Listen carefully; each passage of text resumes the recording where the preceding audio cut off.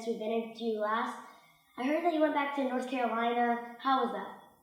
You know, North Carolina, Millbridge Speedway is definitely one of the most fun tracks you'll ever be at. It slickens off pretty quickly with the car count you have, so it's right through the middle or it's right up on the wall. So it definitely gets real tough to pass, especially if you make a mistake. You're not going much slower than the car next to you, and track position is key there. And it was a lot of fun. We ran both classes, and we struggled a little bit in the 250 just finding the power, and we ended up fourth.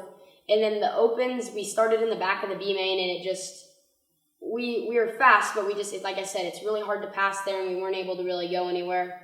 But it was still a lot of fun. I can't wait to go back there next year.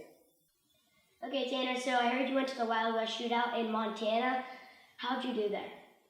You know, Montana, it's a slick track. They actually get their material from a glass mine, so if you really don't hit your marks right, you're not going to be very fast there. So you really have to roll through the corners and be fast. We actually picked up a big win in the 250 class, and that was extremely fun, especially since we had a lot of trouble there the year before.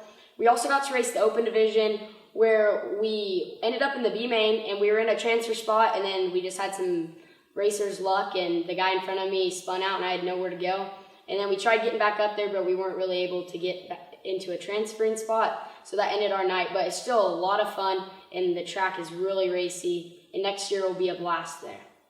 Okay, Tanner, so how did you prepare for the Kyle Larson Outlaw Kart Showcase at Cycleland Speedway? You know, we ran as many races as we could at Cycleland.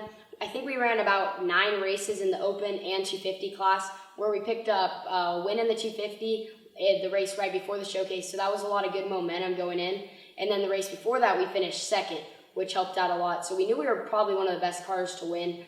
And in the open class, you know, it's just tough there. You got to stay out of trouble, and I think our best finish was 7th out of a lot of great cars that on any given night, 10 or 15 cars could win. So that definitely felt good.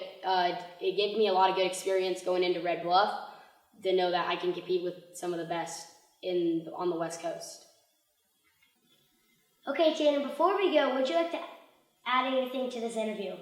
I'd like to thank everyone at QRC Karts, Jim Yelledge, Red Bull KTM, Durango RV, Sundance Signs, Commercial Collision, CNC Tires, and I'd like to thank my parents for supporting me and my family, and also my dad for putting in long hours to make sure I have enough speed every weekend to be contending for the win, and there's just no way I could ever thank them.